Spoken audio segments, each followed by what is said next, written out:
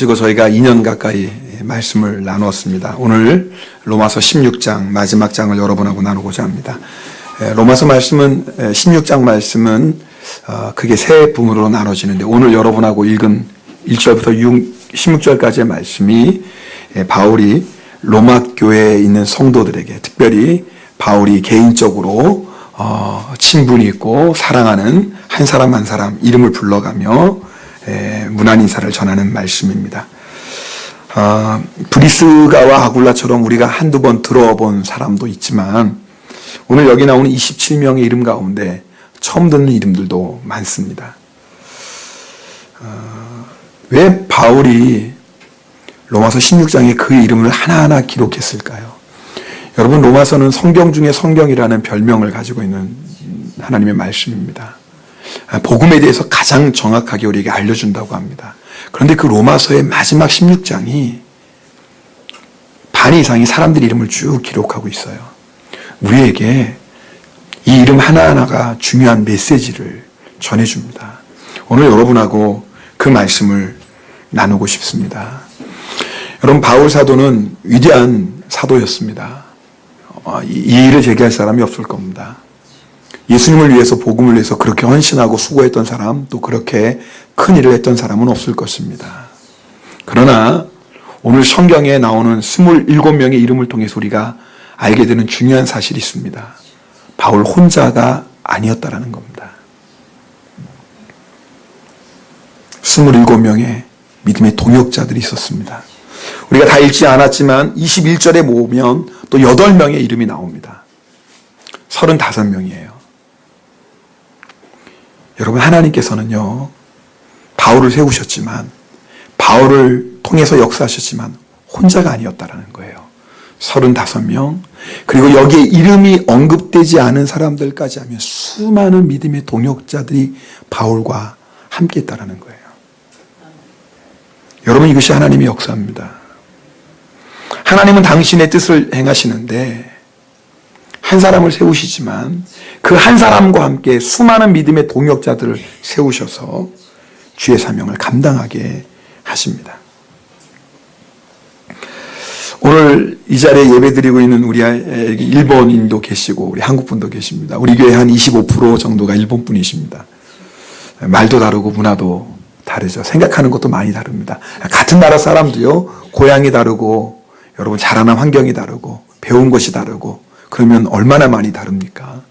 하물며 한국 사람, 일본 사람이겠습니까? 그러나 여러분, 그것이 주님 안에서는 아무 문제가 되지 않습니다. 갈등도 있겠죠. 생각의 차이 때문에 오해가 있을 수도 있습니다. 그러나 그것이 우리가 하나가 되어서 주님의 사역을 감당하는 데는 아무 걸림돌이 되지 않습니다. 그 증거가 뭐예요? 오늘 우리가 읽은 말씀입니다. 여러분, 우리가 읽은 말씀 보면 27명이 나오는데 거기에는 로마의 귀족도 있고 그리고 로마의 노예도 있습니다. 우리가 읽은 말씀 8절에 보면 암블리아, 9절에 우르바노, 스다구, 10절에 아벨레노 다 노예였습니다. 아니, 목사님 어떻게 이 사람이 노예인 줄 알아요? 이름을 보면 알아요. 우리는 잘 모르지만 그 당시에는. 예를 들어서 옛날에 우리가 어떤 사람 이름이 마당새다. 그럼 그 사람은 어떤 사람이겠어요? 보나마나 종입니다. 그죠? 제 이름은 돌쇠입니다. 그럼 보나마나 신분이 뭐예요? 종이에요. 예, 오늘 여기 나오는 이름들은요, 그 이름만으로 이 사람은 노예구나 알 수 있는 이름들입니다. 우리들에게는 생소하지만 참 놀라운 것은 그 당시에 노예가 어떤 신분이었는지 여러분은 다 아실 겁니다. 그런데요, 예수님 안에서 귀족도 노예도 아무 상관이 없어요. 주님을 위한 일에 동역자가 되었어요. 사도 바울은 유대인입니다. 유대인이 이방인을 어떻게 생각하셨는지 여러분은 이제 설교를 들어서 아시죠. 근데 오늘 12절에 나오면 버시가 나옵니다. 근데 버시를 어떻게 얘기하냐면 나의 사랑하는 버시 그럽니다. 버시는 페르시아 여인이었습니다. 이방 여인이에요. 근데 바울이 그 이방 여인을 향해서 나의 사랑하는 버시라고 얘기합니다. 민족이, 나라가 아무 문제가 되지 않는 겁니다. 그래서 오늘 로마서 16장에 나오는 27명의 이름 하나하나가 우리에게 중요한 메시지를 주고 있는 겁니다. 우리가 동역자라는 거예요. 우리가 하나님의 나라를 위한, 주의 복음을 위한 동역자라는 거예요. 여러분, 우리가 예수를 믿고 구원받았습니다. 이제 우리의 보양집이 어디입니까? 하늘나라예요. 천국이 좋아요? 이 세상이 좋아요? 아니, 이럴 땐 여러분이 크게 대답을 해주셔야죠. 천국이 좋아요? 이 세상이 좋아요? 맞습니까? 그런데 그 좋은 천국에 주님이 빨리 데려가시지 않고 이 땅에 남겨놓으셨어요. 이유가 있죠. 아직 주님을 모르는 사람들에게 예수 이름 전하라고. 그런데 이 하나님의 나라와 의를 위해서 복음을 전하는 사역을 위해서 하나님이 우리들을 동역자 삼으셨다라는 거예요. 오늘 여러분 이 말씀 앞에 꼭 기억하셔야 돼요. 우리는 동역자구나. 주의 나라를 위한, 복음을 위한 동역자구나. 옆에 분하고 인사하겠습니다. 우리는 동역자입니다. 네, 동역자입니다. 그러니까 이런 말 하면 안 돼요. 생각이 너무 달라서. 한국 사람하고 너무 이게 안 맞아서.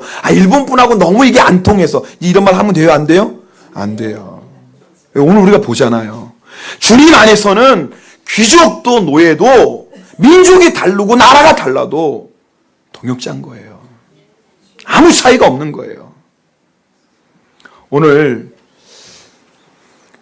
여기 나오는 27사람의 한 사람 한 사람 이름을 가지고 다 설교할 수는 없지만 오늘 두 사람, 베베 그리고 브리스가와 아굴라를 통해서 정말 믿음의 동역자의 모습이 어떤 것인지를 오늘 좀 말씀을 나누려고 합니다. 그리고 나머지 사람들은 다음 주에 한 번 더 말씀을 나눌 거예요. 오늘 1절에 보면은 베베는 갱그리아 교회 일꾼이었다 그랬습니다. 여기서 일꾼이란 말은 집사라는 말이기도 합니다. 바울이 이 베베에게 로마서를 로마 교회에 전해달라고 부탁을 했습니다. 그래서 베베는 바울이 쓴 로마서를 가지고 로마 교회에 갔습니다. 그런데 단순히 편지를 전해줬던 것만이 아니라 바울이 이 베베를 로마 교회에 추천합니다. 그 말이 뭐냐면 로마 교회를 잘 섬겨달라고 베베에게 부탁하고 로마 교회 성도들은 이제 베베가 여러분에게 가는데 잘 영접해 주십시오 라고 부탁드리는 겁니다. 여러분, 누구를 추천하는 건 참 어려운 일입니다. 특별히 여러분, 로마 교회 성도들 대부분은 바울을 본 적이 없어요. 말로는 들었죠. 그러니까 바울이 어떤 사람인지를 누구 보고 판단하겠어요? 베베를 보고 판단할 겁니다. 그렇죠? 베베가 잘하면 역시 사도 바울, 우리가 들었던 대로 역시 사도 바울 선생님이구나 이럴 거예요. 베베가 잘 못하면 이상하다, 우리가 듣기로는 참 귀한 믿음의 사도라고 했는데 그 바울이 믿고 추천한 사람이 왜 이래? 그럴 거 아니겠습니까? 정말 신중하고 조심스러운 일입니다. 그러니까 바울이 베베를 추천했다는 자체는 베베가 바울에게 어떤 사람이었는지를 우리가 짐작하고도 남습니다. 오늘 성경에 보면 베베에 대해서 딱 한마디로 얘기합니다. 그는 나의 보호자다. 자, 우리 한국어 성경에 그냥 보호자, 이게 간단하게 되었는데 원어를 보면 여기에 두 가지 의미가 있어요. 첫 번째 보호자라는 것은 모든 재정적인 후원자를 얘기하는 겁니다. 재정적인 후원자. 그리고 보호자의 두 번째 뜻은 안전을 지켜주는 사람이라는 거예요. 여러분, 바울은 복음을 전하기 위해서 가끔씩 일을 했습니다. 그러나 때로는 일을 하지 않고 복음에 전념해서 사역할 때도 있었습니다. 그럼 여러분, 먹고 사는 건 어떻게 합니까? 네, 베베가 있었어요. 이 베베가 보호자라는 것은 사도 바울이 복음을 전하는 데만 전념할 수 있도록 바울의 모든 재정적인 필요를 후원해 줬어요. 뿐만 아니라 바울의 안전을 보호해 줬던 사람이에요. 바울이 얼마나 많은 핍박자가 있었습니까? 바울을 죽이려고 했던 자들이 얼마나, 그때마다 베베가 나서서 바울을 보호해 줬던 겁니다. 여러분, 사도 바울이 어떻게 그렇게 복음을 위해서 쓰임받을 수 있었습니까? 어떻게 주님을 위해서 그렇게 놀라운 일을 할 수 있었습니까? 네, 베베가 있었기 때문에 그래요. 여러분, 바울이 사역하는 데는 베베와 같은 보호자들이 여러 명 있었습니다. 여러분, 빌립보에 가서 바울이 복음을 전합니다. 그럴 때 바울을 통해서 예수님을 믿게 된 여인이 한 명이 있어요. 자주장사 누구예요? 누구예요? 루디아. 한번 이름 들어본 적 있는 것 같죠? 루디아. 루디아가 바울을 자기 집으로 영접합니다. 자기 집으로 영접했던 건 단순히 그냥 잠자리 제공해주고 먹을 것만 줬다는 의미가 아니에요. 빌립보에서 루디아가 바울의 보호자가 됐던 겁니다. 그래서 바울은 빌립보에서 마음껏 복음을 전할 수 있었어요. 바울만 그랬던 게 아니에요. 우리 예수님도 그러셨어요. 여러분, 예수님과 12제자들이 복음을 전념합니다. 이제 일하지 않아. 왜요? 매일매일 복음을 전해야 되니까. 그럼 예수님과 제자들은 뭐 먹고 살았을까요? 이슬 먹고 살았을까요? 더 놀라운 건 예수님과 제자들에게는요, 필요한 물건도 살 수 있고 때로는 가난한 자들도 도와줄 수 있는 돈을 가지고 있었어요. 그 돈 회계가 누구였어요? 가룟 유다잖아요. 가룟 유다가 회계를 맡았다. 그 말은 뭐예요? 돈이 있었어요. 우리 예수님과 제자들 일도 안 했는데 어떻게 필요한 것도 구입하고 가난한 사람을 도와줄 수 있는 돈도 있었을까요? 그 이유가 누가복음 8장 2절 3절에 나와요. 그 말씀에 보면 이렇게 말씀합니다. 막달라인이라는 마리아와 헤롯의 청지기 구사의 아내 요한나와 수산나와 다른 여러 여자가 함께하여 자기들의 소유로 예수님을 섬겼다 그랬어요.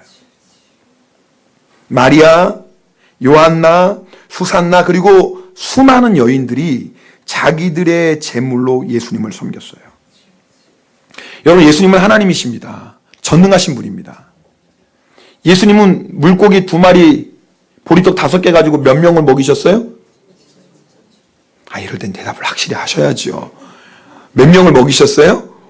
그런데 남자만 5,000명이에요. 여자와 어린아이까지 합치면 2만 명이 넘어요. 그러니까 예수님은 여인들, 마리아, 요한나, 수사나 여러 여인도 후원받을 필요도 없어요. 1년에 한 번씩 오병이의 기적 일으키시면 돼요. 1년에 한 번씩만 딱딱 일으키시면 먹고 사는 건 아무 문제가 없어요. 예수님 자신을 위해서인가요? 복음을 위해서인데. 그런데 놀라운 건 예수님이 그러시지를 않아요. 왜 그럴까요? 우리에게 주의 일을 어떻게 하는지를 보여주시는 거예요. 예수님은 하나님이셨지만 혼자 일하시지 아니었어요. 12제자와 함께 하셨어요. 얼마나 힘드셨을까요? 12제자들. 서로 자기가 잘났다고 싸우고 말이에요. 네. 혼자 일하시는 게 편하셨어요. 근데 예수님은 12제자를 모아서 함께 일하셨어요. 왜요? 주님의 일을 어떻게 하는지를 보여주시는 거예요. 함께 하는 거예요. 또 한 가지 중요한 이유가 있어요. 12제자는 예수님의 동역자였어요. 그죠? 예수님과 함께 복음을 전했으니까. 그러면 12제자만 예수님의 동역자였나요? 아니라는 거예요. 비록 예수님과 함께 먹고 예수님과 함께 마시고 예수님과 함께 살지는 못했지만 예수님과 제자들이 마음껏 복음을 전할 수 있도록 자기들의 재산으로 섬겼던 마리아와 요한나, 수사나 수많은 여인들도 예수님과 똑같은, 제자들과 똑같은 예수님의 동역자였다라는 거예요. 여러분, 예수님의 12제자들은요 복음의 상을 받을 겁니다. 그렇죠? 그런데 예수님의 12제자만 복음의 상을 받을까요? 그렇지 않습니다. 자기들의 재산으로 예수님과 12제자를 섬겼던, 복음을 위해 헌신했던 마리아와 요한나, 수산나와 수많은 여인들도 12제자와 함께 복음의 상을 받을 것입니다. 하나님은 이것 때문에 그런 거예요. 하나님은 더욱더 많은 사람이 복음의 영광에 동참하길 원하시는 거예요. 더 많은 사람들이 하나님의 복음을 위해 살 수 있는 축복의 기회를 주시는 거예요. 여러분, 우리가 이 땅에 사는 동안에 우리 인생을 가장 보람 있게 쓰는 게 뭐겠습니까? 공부 열심히 해서 좋은 학교 가는 거 중요하죠. 내가 열심히 해서 회사가 든든히 성장하는 것도 중요하죠. 근데 기억하셔야 돼요. 그런 것들이 다 필요하고 중요한 일이지만 우리 인생의 목적이 될 수는 없어요. 왜요? 그것은 이 세상에서 잠깐 있다가 사라지는 거니까. 있다가 없는 건 우리의 목적이 될 수 없죠. 그럼 이 땅에 사는 동안에 우리가 제일 보람 있는 일, 의미 있는 일, 영원한 일이 뭐겠어요? 예수 이름 전하는 거 아니겠어요? 주님을 위해 사는 거 아니겠어요?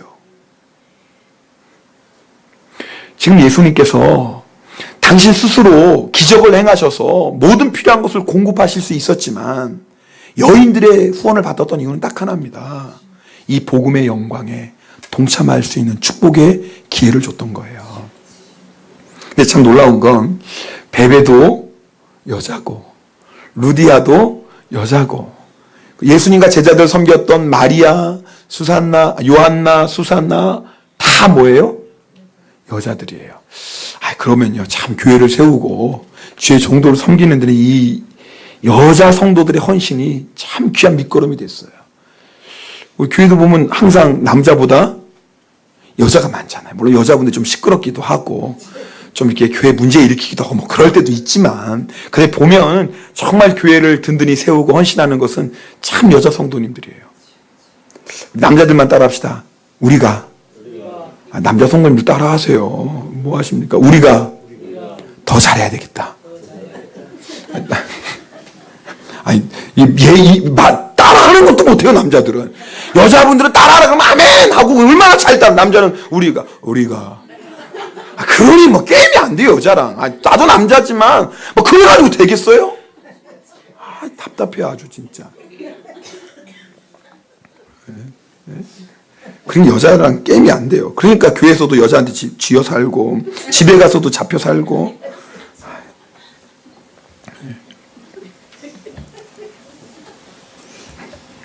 뭐 저 얘기는 아니에요. 네. 그렇게 또 이런 얘기 들으면 이상하게 생각하시는 분들이 있어요. 여러분, 저는 이런 생각을 해봤어요. 오늘 말씀을 준비하면서. 사도 바울은 하나님 앞에 받을 상이 놀랍습니다. 하나님 앞에 섰을 때 사도 바울이 상을 받는데 그 옆자리에 베베도 같이 있지 않을까. 사도 바울이 복음을 위해서 헌신한 그 사도 바울이 하나님께 놀라운 상을 받을 때 그 옆에는 루디아도 있지 않을까. 저 혼자의 상상일까요? 천만에요. 우리 예수님께서 이렇게 말씀하셨어요. 마태복음 10장 41절 42절 말씀 우리 다 함께 읽겠습니다. 함께 읽습니다. 선지자의 이름으로 선지자를 영접하는 자는 선지자의 상을 받을 것이요, 의인의 이름으로 의인을 영접하는 자는 의인의 상을 받을 것이요, 또 누구든지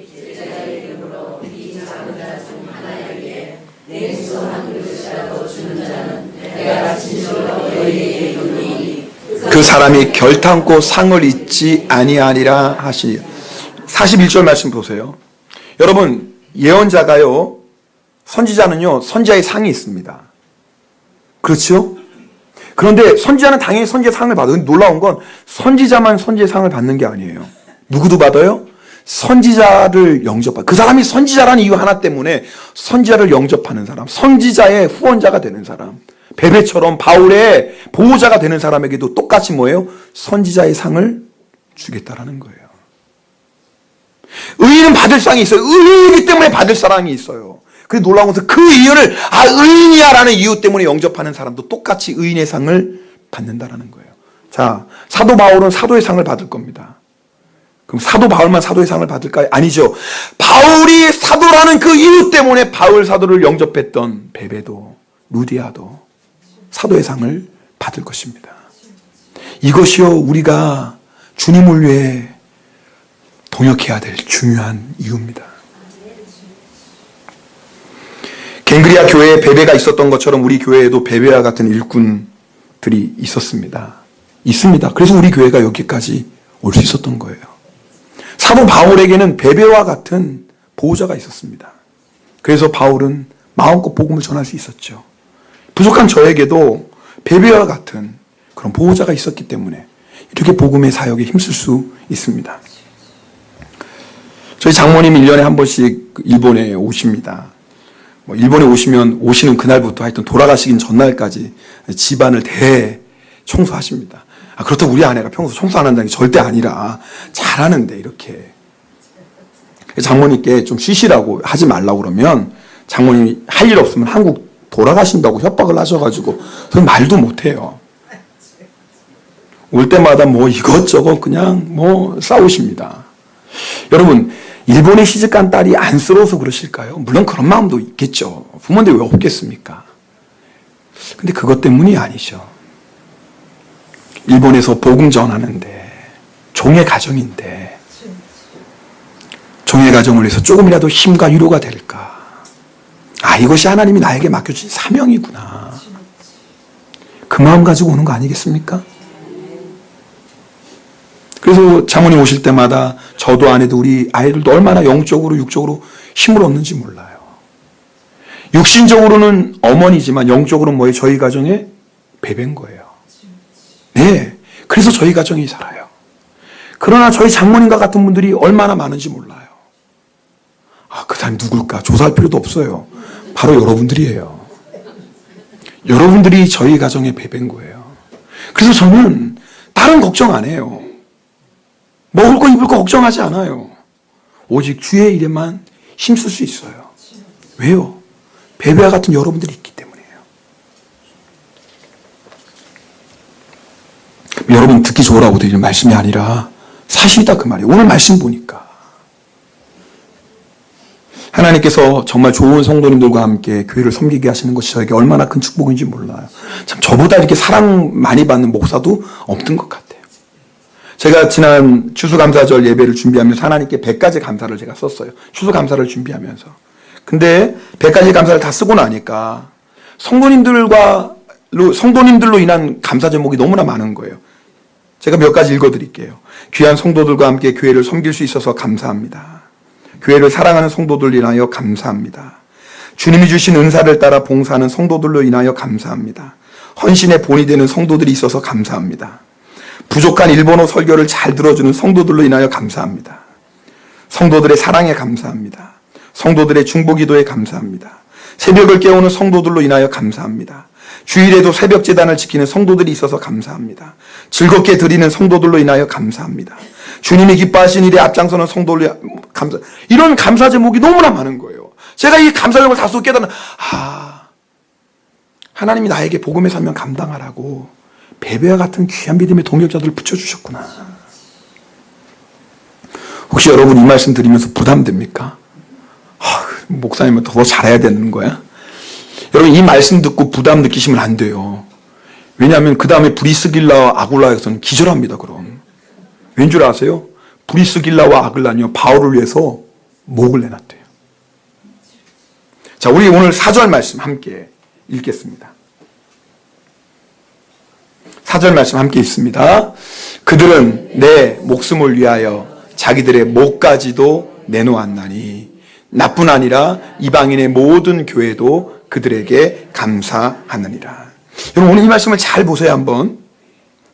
여러분 브리스길라 아굴라는 바울을 위해서 자신의 목까지도 내놓았다 그랬어요. 이 말은 뭐예요? 바울을 위해 죽음까지도 각오하고 헌신했다는 얘기예요. 근데 또 하나의 의미가 있어요. 여러분 여기서 목이라는 말은 어떤 말이냐면 사형을 집행하는 사형자의 그 칼날 밑에 자기의 목을 내미는 거예요. 한국말은 그냥 목까지 내놓았다 간단하게 하지만 원래 헬라어 원어를 보면 이 목이라는 단어 어느 때 쓰는 거냐면 사형 집행자가 칼을 딱 들었어요. 죽이려고. 목을 자르려고. 근데 그 칼날 밑에 자기 목을 내밀었다 이런 뜻이에요. 무슨 말이에요?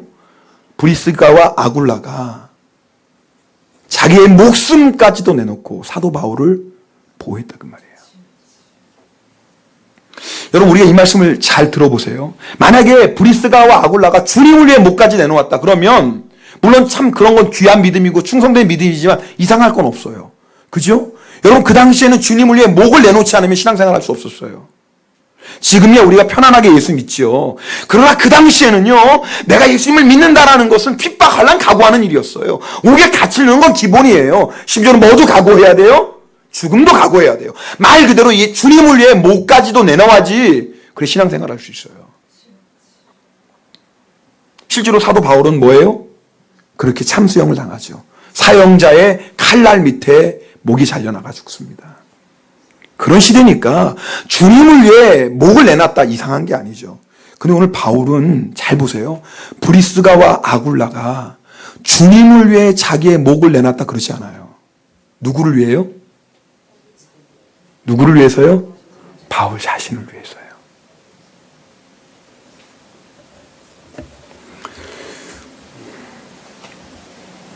이런 말씀 들으면 많은 사람들이 말도 안 된다고 생각합니다. 주님을 위해서 목을 내놓을까 말까 그것도 지금 힘든데 어떻게 사람을 위해서 자기 목을 내놔? 말도 안 돼. 이렇게 생각하는 분들도 많을 겁니다. 오늘 이 말씀 들으면서 여러분 중에 이게 무슨 말이야? 그럼 목사님 지금 무슨 설교하는 거야? 그럼 브리스가와 아굴라가 바울에서 목까지 내놓는 것처럼 지금 우리한테 목까지 내놓으라는 얘기야 목사님이 지금? 맞아요. 여러분 저를 위해서 목까지 내놓으셔야 됩니다. 기분 나빠도 어쩔 수 없어요. 성경의 말씀이에요. 여러분 저를 위해서 목 내놓으셔야 돼요. 근데 억울할 건 없어요. 왜냐하면 저도 여러분을 위해서 목을 내놔야 돼요. 브리스가와 아굴라만 바울의 목을 내놨을까요? 천만에요. 바울은 이미 브리스가와 아굴라를 만날 때부터 목숨을 내놨던 사람이에요. 어떻게 알 수 있냐면 데살로니가 전서를 한번 봅시다. 데살로니가 전서 2장 8절입니다. 이 말씀 함께 읽겠습니다. 우리가 이같이 너희를 사모하여 하나님의 복음뿐 아니라 우리의 목숨까지도 너희에게 주기를 보세요. 우리의 뭐예요? 목숨. 바울이요 데살로니가 사람들에게 복음을 전했어요. 근데 바울이 나는 너희에게 복음만 전하지 않았습니다. 여러분 들으세요. 나는 여러분들을 위해서 내 목숨까지라도 걸었습니다. 그것도 기쁨으로. 내가 만약에 복음을 전하다가 여러분을 위해 죽을 일이 있다면 나는 기쁜 마음으로 여러분을 위해 죽겠습니다. 바울은요 이미 목을 내놓고 시작했어요. 데살로니가 교인들에게 복음을 전할 때 주님을 위해 죽는 게 아니에요. 지금 보세요. 주님을 위해 내가 내 목숨까지도 그렇게 얘기하잖아요. 바울은 누구를 위해서? 너희를 위해서.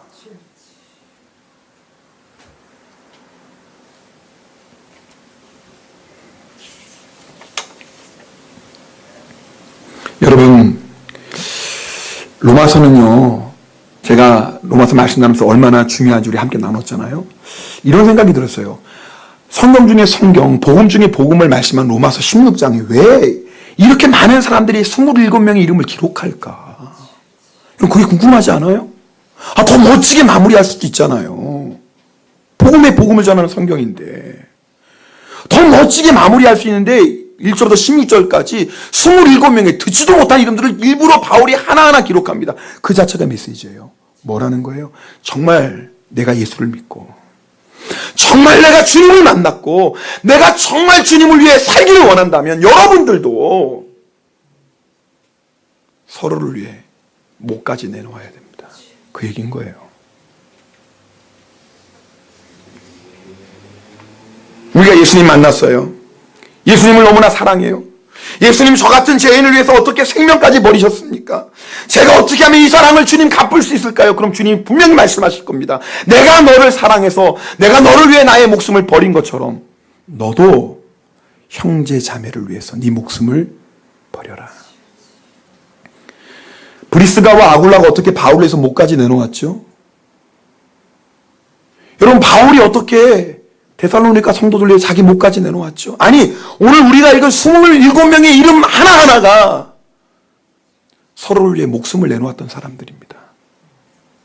어떻게 이런 게 가능했죠? 이유가 있어요. 예수님의 말씀에서 그 답을 찾을 수 있습니다. 요한복음 15장 12절부터 14절까지의 말씀 함께 읽겠습니다. 함께 읽겠습니다.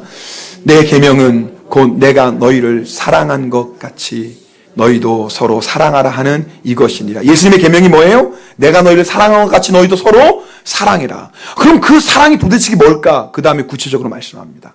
있습니다. 사람이 친구를 위하여 자기 목숨을 버리면 이보다 더 큰 사랑이 없나니 너희는 내가 명하는 대로 행하면 곧 나의 친구라. 예수님께서 말씀하신 너희는 내가 너희를 사랑한 것처럼 너희도 서로 사랑해라. 주님 그럼 우리가 어떻게 주님처럼 사랑할 수 있나요? 내가 너희를 위해 목숨을 버렸지 너희도 서로를 위해 목숨을 버려야 된다.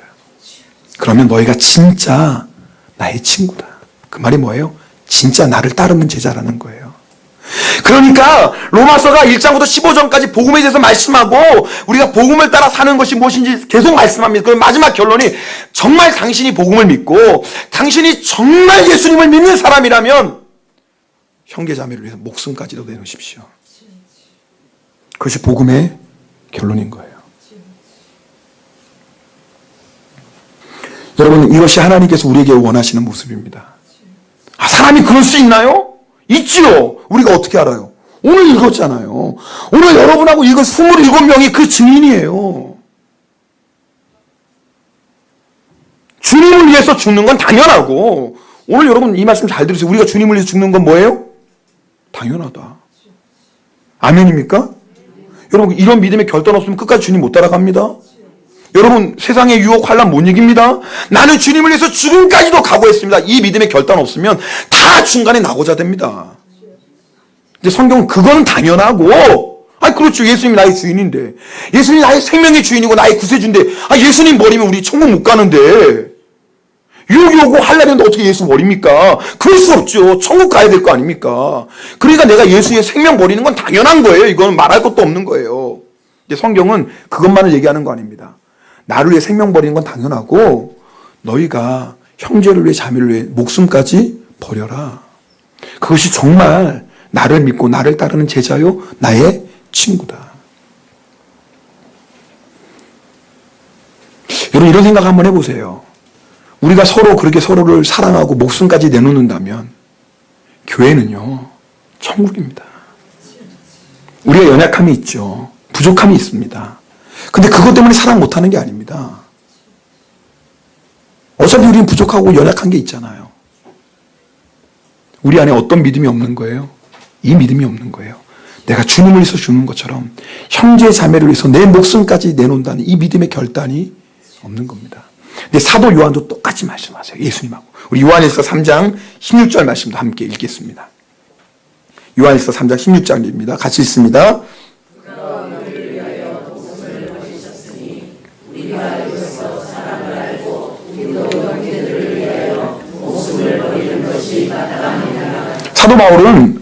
사도 요한은 마땅하대요. 예수님이 우리를 사랑하셔서 예수님이 우리를 위해 죽으셔서 우리가 그 사랑을 안 것처럼 이제 우리도 뭐예요? 형제들을 위해서 목숨을 버리는 것이 마땅하다. 이건 뭐 생각해 볼 문제가 아니라는 거예요. 너 예수님 믿냐? 예수님이 너를 위해 죽는 거 분명하냐? 그렇다면 너도 형제를 위해서 죽는 것이 마땅하다. 우리는 뭐 용서 한 해만 하네. 이 문제 하나 가지고 막 씨름하는데 성경은 그건 뭐 차원도 아니고 뭐 하라는 거예요? 죽으라는 거예요. 저는 오늘 이 말씀을 준비하다가 처음에는 왜 로마서 16장에 27명의 이름들을 이렇게 기록할까? 오늘 여러분 1절부터 16절까지 읽을 동안 서 있느라고 고생하셨죠? 제가 이 말씀을 다 읽었어요. 다음 주도 또 읽을 거예요. 왜요? 이 이름 하나하나가 우리에게 너무나 중요한 메시지인 거예요. 복음의 결론인 거예요. 정말 내가 복음으로 사는 삶이 뭘까? 그 결론을 보여주는 거예요. 내가 복음으로 사는 삶, 형제자매를 위해서 내 목숨도 버리는 삶이에요. 그러면 정말 예수님을 믿고 복음대로 사는 사람입니다.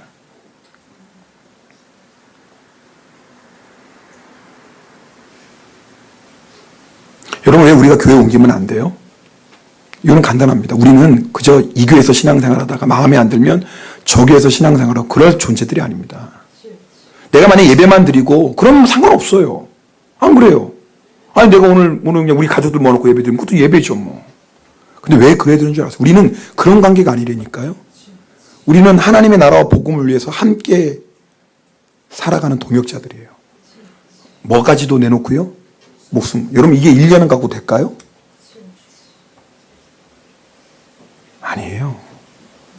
평생 함께 믿음을 같이 하는 겁니다. 그래서요 교회 옮기면 안 되는 거예요. 이 교회 저 교회 다니면 안 되는 거예요.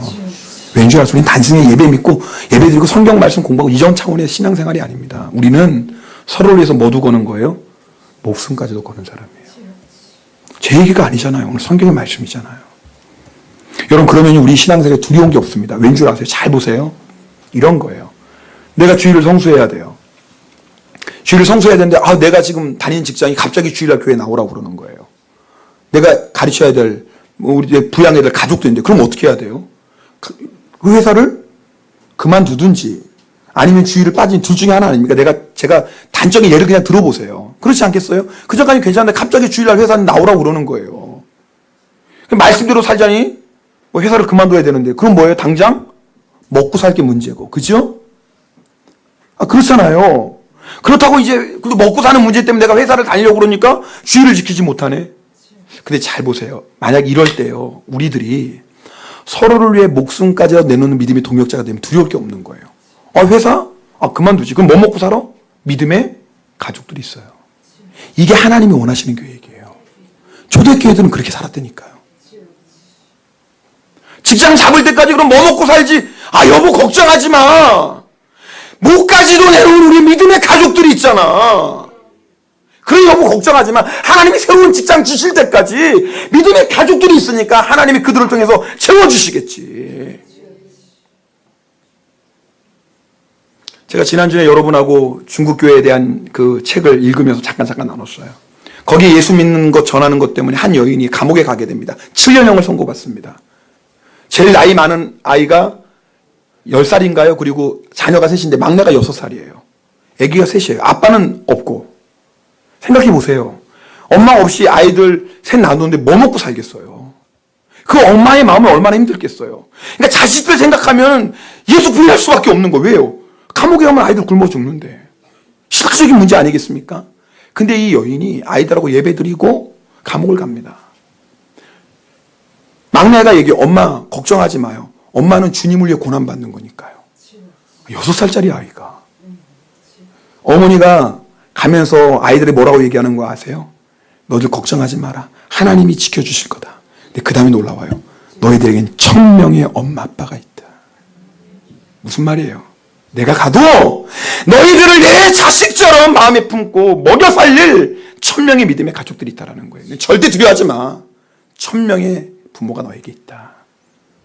여기 보이니 교인들이 다 네 이모부고 고모부다. 걱정하지 말아라. 여러분, 이게요, 하나님이 우리를 향하신 계획입니다. 결론인데, 근데 문제는 우리는 이럴 수 없다라는 거예요. 우리 힘으로 할 수 있나요? 천만에. 조금만 손해봐도 못 사는 게 우리인데, 조금이라도 더 가지려고 싸우는 게 우리인데, 우리가 어떻게 이렇게 삽니까? 못하죠. 근데 이유는 하나 있어요. 예수님 때문이에요. 여러분, 오늘 27명이 어떻게 이렇게 살았을까요? 이유는 하나예요. 예수님을 만났어요. 예수님의 사랑을 체험했어요. 예수님을 만나고 예수님의 사랑을 딱 체험하고 나니까, 그 예수님의 사랑이 내 안에 역사하니까 믿음의 형제자매를 위해서 목까지도 내놓을 수가 있네요. 우리는 못합니다. 사람은 못합니다. 그러나 사람은 못해도 하나님은 하십니다. 믿습니까? 네. 우리 안에 주님 역사하시면, 내 안에 주님 역사하시고 내 안에 그리스도 예수의 사랑이 강권하면 우리도 그렇게 살 수 있습니다. 우리가 구해야 될 건 딱 하나, 예수님이에요. 그래서 예수님만 바라보자라는 거예요. 그래서 예수님 안문 구하잖아요. 여러분, 누구 사랑 못하는 문제, 누구 용서 못하는 문제가 씨름하지 마세요. 평생 씨름해도 그건 해결이 안 됩니다. 우리 힘으로 사랑할 수도 없고 우리 힘으로 용서할 수도 없습니다. 그건 우리 힘으로 못하는 거예요. 평생 몸부림쳐도 우리는 사랑할 수 없고 용서할 수 없습니다. 우리는 그럴 수 없어요. 그럼 해야 될 일은 뭐예요? 주님을 구하셔야 돼요. 주님, 내 안에는 사랑이 없습니다. 주님, 저는 사랑할 수도 없고 용서할 수도 없습니다. 저는 이런 사람입니다. 그러나 주님, 저를 불쌍히 여겨주셔서 내 안에 그리스도의 십자가의 사랑을 부어주소서. 오 주님, 내 안에 십자가의 사랑을 부어주셔서 주님이 나를 위해 생명 버리신 것처럼, 그리고 로마서 여기 나오는 27명의 믿음의 사람들이 서로를 위해 목숨을 걸었던 것처럼 주님, 그 십자가의 사랑으로 더러 살게 하옵소서. 기도하자 그 말입니다. 기도해야 됩니다. 그리고 기도하면, 우리가 진실한 마음으로, 간절한 마음으로 기도하면 주님은 반드시 그리스도의 십자가의 사랑을 우리에게 부어주십니다. 그럼 우리도 오늘 여기 나온 위대한 믿음의 동역자들처럼, 27명의 위대한 믿음의 동역자들처럼 우리도 그렇게 주님을 위해서, 복음을 위해 사는 자가 됩니다. 그것이 우리 교회를 향한 하나님의 뜻이고 우리의 비전입니다. 우리 함께 기도하겠습니다.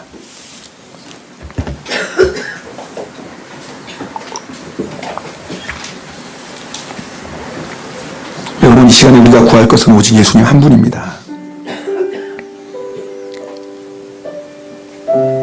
우리 힘으로는 어느 한 사람도 사랑할 수 없습니다. 우리 힘으로는요, 어느 누가 한 사람도 용서 못합니다.